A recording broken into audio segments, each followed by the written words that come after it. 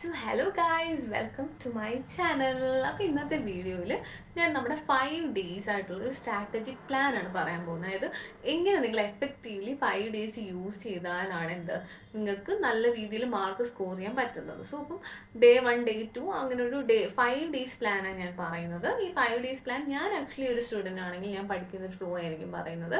Like ഞാൻ individual ആയിട്ട് എല്ലാ കാറ്റഗറി ആയത് ഇപ്പം പഠിച്ചുകൊണ്ടിരിക്കുന്നവരായിക്കോട്ടെ, പഠിക്കാൻ തുടങ്ങാത്തവരായിക്കോട്ടെ, എല്ലാവർക്കും ഉള്ള ഒരു ഇൻഡിവിജ്വൽ പ്ലാൻ ഞാൻ ഈ വീഡിയോയുടെ ലാസ്റ്റ് പറയും. സോ നിങ്ങൾ വീഡിയോ ഒട്ടും മിസ് ചെയ്യാതെ ഫുള്ള് കാണണം.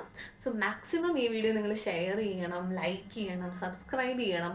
എന്നാലും എനിക്കൊരു മോട്ടിവേഷൻ വരത്തുള്ളൂ കുറച്ചുകൂടി വീഡിയോസൊക്കെ ക്രിയേറ്റ് ചെയ്യാനും നിങ്ങൾക്ക് കുറച്ചുകൂടി എഫക്റ്റീവ് കണ്ടൻസ് നിങ്ങളിലേക്ക് എത്തിക്കാനും. സോ നമുക്ക് വീഡിയോയിലേക്ക് പോകാം. അപ്പം ഇതാണ് ഇത് മാർക്കിംഗ് ക്രൈറ്റീരിയ. ഇതാണ് mark score. How is like mark flow എങ്ങനെയാണെന്നുള്ളതാണ്. അപ്പം നമ്മൾ നോക്കുമ്പോഴത്തേക്കും റിലേഷൻ ആൻഡ് ഫങ്ഷന് 8 മാർക്കോളം വരുന്നുണ്ട്. സോ അപ്പോൾ അത് വൃത്തിക്ക് പഠിക്കേണ്ട ഒരു ചാപ്റ്ററാണ്. അൽജിബ്ര 10 മാർക്കാണ്, കാൽക്കുലേഷൻ 35 മാർക്കാണ് വരുന്നത്. അത് മിസ് ഔട്ട് ചെയ്യാൻ പറ്റത്തില്ല. പക്ഷേ ആ 35 മാർക്ക് ഇപ്പോൾ കാൽക്കുലേഷൻ പാടുള്ള ആൾക്കാർക്ക് ബാക്കി എല്ലാ മൊഡ്യൂൾസിൽ നിന്നും നമുക്ക് മാർക്ക് മേടിക്കാൻ പറ്റുന്നതാണ്. പിന്നെ വെക്ടറും 3 dimensional is very very important. 14 mark നമ്മുടെ കൈ കിട്ടും ആ വെക്ടറും 3Dയും പഠിച്ചാൽ തന്നെ. പിന്നെ ലീനിയർ പ്രോഗ്രാമിങ്, അതിന് 5 മാർക്ക്. ആ ഒരു ഫിഗർ ഗ്രാഫും കാര്യങ്ങളും ഒക്കെയാണ്. അതും ഭയങ്കര സിമ്പിൾ ചാപ്റ്ററാണ്. അപ്പോൾ അതുകൊണ്ട് നിങ്ങൾ മിസ് ഔട്ട് ചെയ്യരുത്. പ്രോബബിലിറ്റിന്ന് 8 മാർക്കുണ്ട്. യെസ്, എനിക്കറിയാം പ്രോബിലിറ്റി കുറച്ച് കൺഫ്യൂഷനാണ് ഈ ക്ലാസ് 12ന്. അതിന് ഞാൻ മാക്സിമം ട്രൈ ചെയ്യാം, നമുക്കൊരു വീഡിയോ ക്രിയേറ്റ് ചെയ്യാം.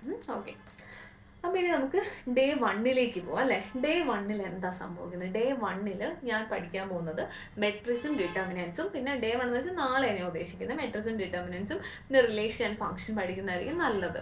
കാരണം മെട്രിക്സും ഡിറ്റർമിനൻസും കണക്റ്റഡ് ആയിട്ടുള്ള ചാപ്റ്റേഴ്സ് ആയിട്ട് അത് ഒരുമിച്ച് പഠിക്കണം. പിന്നെ റിലേഷൻ ഫംഗ്ഷൻ ഓൺ ടു 1 പിന്നെ റിഫ്ലെക്സീവ് ആണോ, ട്രാൻസിറ്റീവ് ആണോ, സിമെട്രിക് ആണോ, അങ്ങനത്തെ കുറച്ച് കണ്ടീഷൻസ് ആണ് ആ ചാപ്റ്ററിലുള്ളത്.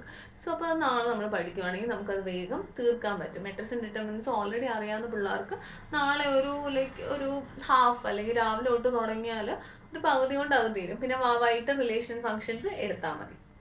ഓക്കെ, നമുക്ക് അടുത്തയിലേക്ക് പോവുകയാണെങ്കിൽ അടുത്ത ദിവസം, അതായത് നമ്മുടെ സെക്കൻഡ് ഡേയിലേക്ക് inverse trigonometric function is very important. അതിൻ്റെ അകത്തൊന്നും ക്വസ്റ്റ്യൻസ് ചോദിക്കാറുണ്ട്. ചിലപ്പോൾ ഡിഫിക്കൽട്ട് ടൈപ്പ് ആവാം, ചിലപ്പോൾ ഈസി ടൈപ്പ് ആക്കാം. അത് ഡിപ്പെൻഡ് ചെയ്യും ചിലപ്പോൾ.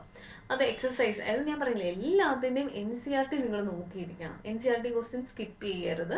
പറ്റുവാണെങ്കിൽ നിങ്ങൾ പ്രീവിയസ് ഇയറും ഓരോ ചാപ്റ്ററും നോക്കുന്നത് നല്ലതായിരിക്കും. ഓക്കെ, പിന്നെ ഡിഫറൻഷ്യൽ ഇക്വേഷൻ, അതും നല്ല ഇമ്പോർട്ടൻറ്റ് ചാപ്റ്ററാണ്. അതിൽ നിന്ന് അത്യാവശ്യം മാർക്ക് ഡിസ്ട്രിബ്യൂഷൻസ് വരുന്നുണ്ട്. ഞാൻ ക്ലിയർലി പറയുവാണെങ്കിൽ അതെല്ലാം കാൽക്കുലസിൽ തന്നെ നിൽക്കുന്നതാണ്, 35 തന്നെ നിൽക്കുന്നതാണ് ഈ ഡിഫറൻഷ്യൽ ഇക്വേഷനും. അതിൽ നിന്നും ഒരു 4 മാർക്ക് 5 മാർക്ക് എന്തായാലും ഡിഫറൻഷ്യൽ ഇക്വേഷന് വരും. പിന്നെ ലീനിയർ പ്രോഗ്രാമിംഗ്, ഞാൻ പറയും ഈ 3 ചാപ്റ്റേഴ്സ് നമുക്ക് ഒരു ദിവസം കൊണ്ട് എന്തായാലും തീർക്കാൻ പറ്റും. Inverse trigonometry, differential equation, linear programming. പിന്നെ അടുത്തത് പ്രോബബിലിറ്റി.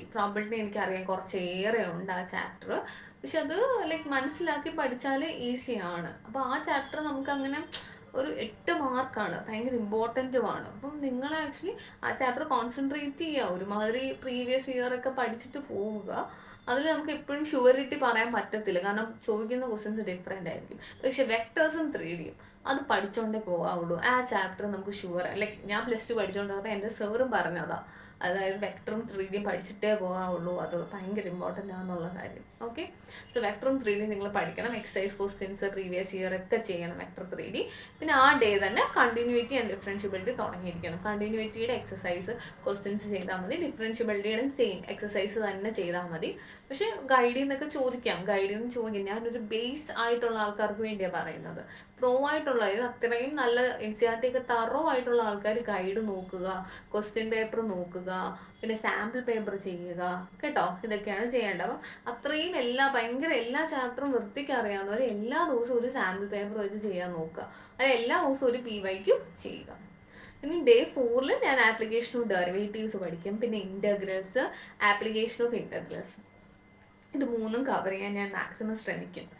പിന്നെ ഡേ 5 അപ്പം തന്നെ എൻ്റെ ഫുൾ ചാപ്റ്റേഴ്സ് കഴിഞ്ഞു. അപ്പോൾ ഒരു ദിവസം മൊത്തം ഇരുന്ന് എനിക്ക് പ്രീവിയസ് ഇയർ ക്വസ്റ്റ്യൻ പേപ്പർ ചെയ്യാൻ സമയം കിട്ടും, സാമ്പിൾ പേപ്പർ ചെയ്യാൻ സമയം കിട്ടും, ഇതൊക്കെ ചെയ്യാൻ സമയം കിട്ടും. ഓക്കെ, അപ്പോൾ ഇതൊരു റഫായിട്ടുള്ളൊരു പ്ലാൻ. അതായത് ഞാൻ ഓൾറെഡി എല്ലാം പഠിച്ചിട്ടിരിക്കുന്ന ഒരു കുട്ടിയാണെങ്കിൽ എനിക്ക് ഈ ഒരു പ്ലാനിൽ പോയാൽ മതി. ഇറ്റ്സ് പെർഫെക്റ്റ് പ്ലാനാണ്. ഇപ്പം ഞാൻ ആക്ച്വലി ഇൻ്റഗ്രേഷൻ ഡിഫറൻസിയേഷൻ ഒന്നും എനിക്ക് അറിയത്തില്ല, പക്ഷേ ബാക്കി എല്ലാ ചാപ്റ്റേഴ്സും അറിയാം. എങ്കിൽ നിങ്ങൾ നാളെ തുടങ്ങേണ്ട ചാപ്റ്റർ എന്ന് വെച്ചാൽ ഇൻ്റഗ്രേഷൻ ഡിഫറൻസിയേഷനോ. അതുകൊണ്ട് ഇരിക്കരുത്. ഒരു ദിവസത്തിൽ ഇൻ്റഗ്രേഷൻ എങ്ങനെയും തീർക്കാൻ നോക്കുക. മാക്സിമം ആ ഒരു NCERT ടെക്സ്റ്റ് ഫോളോ ചെയ്ത് പോവുക. എനിക്ക് പറ്റാവുന്ന അത്രയും വീഡിയോസ് ഞാൻ ചെയ്ത് നിങ്ങൾക്ക് ഹെൽപ്പ് ചെയ്യുന്ന അത്രയും വീഡിയോസ് ഞാൻ അയക്കാം. ഇൻ്റഗ്രേഷൻ ഇമ്പോർട്ടൻ്റ് ആയിട്ടുള്ള എക്സസൈസ്, അങ്ങനെ ഞാനൊരു ഇൻ്റഗ്രേഷൻ മാത്രമായിട്ടൊരു വീഡിയോ ഇടുന്നുണ്ട്. സോ അപ്പോൾ അത് ഞാൻ അയക്കാം. പിന്നെ ഡിഫറൻസിയേഷനും നിങ്ങൾ നോക്കണം, കാരണം ഇത് 35 മാർക്ക്. ഈ ഇൻ്റഗ്രേഷൻ ഡിഫറൻസിയേഷൻ ഫുൾ അറിയാവുന്നവർക്ക് അവർ പാസ്സാവും. 35 മാർക്കുണ്ട് നമുക്ക്. പാസിംഗ് ക്രൈറ്റീരിയ ഞാൻ ഓർക്കുന്നില്ല കറക്റ്റ് മാർക്കിങ്, പക്ഷേ നല്ലൊരു സ്കോറിങ് കിട്ടും, കാരണം അത്രയും മാർക്കിനുള്ളത് വരികയും ചെയ്യും. അപ്പോൾ നിങ്ങൾ മിസ് ഔട്ട് ചെയ്യേണ്ട മിസ് ഔട്ട് ഒരിക്കലും ചെയ്യാൻ പാടില്ലാത്ത ചാപ്റ്റർ എന്ന് പറഞ്ഞാൽ 3D and vector, that's very important. പിന്നെ പ്രോബബിലിറ്റി, പിന്നെ നമ്മൾ ചെയ്യേണ്ടതെന്ന് വെച്ചാൽ മെട്രിക്സ് ഡിറ്റർമിനൻസ്, അത് ഭയങ്കര ഇമ്പോർട്ടൻ്റ് ആണ്. റിലേഷൻ, ഫംഗ്ഷൻ, ഇതൊക്കെ നമുക്കിങ്ങനെ ചുമ്മാ പീസ് ഓഫ് കേക്ക് പോലെ നമുക്ക് മാർക്ക് കിട്ടും എന്നൊക്കെ ഏറെക്കുറെ നമുക്ക് ഉറപ്പിക്കാൻ പറ്റുന്ന ചാപ്റ്റേഴ്സാണ് ഇതൊക്കെ. ഇൻ്റഗ്രേഷൻ ഡിഫറൻസിയേഷൻ ആണ് എനിക്കറിയാം മൊത്തത്തിലൊരു ഭയങ്കര ഒരു പേടിപ്പെടുത്തുന്ന ഒരു ചാപ്റ്റർ. അതും നമുക്ക് ഈസി ആക്കാം. No problems. Stay with my channel, subscribe ചെയ്യുക. മാക്സിമം എനിക്ക് പറ്റുന്ന വീഡിയോസൊക്കെ ഞാൻ ഇടാം. സോ അപ്പോൾ ഇത്രയേ ഉള്ളൂ. ഈ ഒരു പ്ലാനിൽ നിങ്ങൾ പോകണം. അതായത് ഇപ്പം ഞാൻ പറഞ്ഞില്ലേ, ഇപ്പം പാഠം ഒരിക്കലും പഠിക്കാത്ത ചാപ്റ്റേഴ്സ് ഉണ്ടെങ്കിൽ അത് പഠിച്ചു തുടങ്ങണം. എത്രയും സമയം നമുക്ക് അത്ര അത്യാവശ്യമുണ്ട്. അപ്പം നാളെ ഇരുന്ന് നിങ്ങൾ പഠിക്കാത്ത ഏതാണോ ചാപ്റ്റർ അതിൻ്റെ NCERT ടെക്സ്റ്റ് തുറക്കുക. NCERT എക്സസൈസ്, അത് ന്യൂ എഡിഷൻ തന്നെ നോക്കണം. 24-25 എഡിഷൻ തന്നെ നോക്കി എടുത്ത് ഓരോ എക്സസൈസും വൃത്തിക്ക് ചെയ്യാൻ നോക്കുക. നിങ്ങൾക്ക് എന്തെങ്കിലും ഡൗട്ട്സ് ഏതെങ്കിലും എക്സസൈസിൽ പർട്ടിക്കുലർലി ഉണ്ടെങ്കിൽ അത് കമൻറ്റ് ചെയ്താൽ മതി. യെസ്. സോ അപ്പോൾ അത്രയേ ഉള്ളൂ ഈ വീഡിയോയിൽ.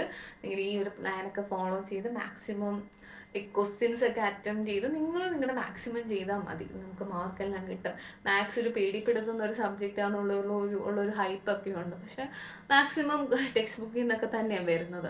നമ്മളത് വരുമ്പോൾ അയ്യോ എവിടെ നിന്നാണ് എന്നുള്ളൊരു കൺഫ്യൂഷൻ ഉള്ളതുകൊണ്ടാണ്.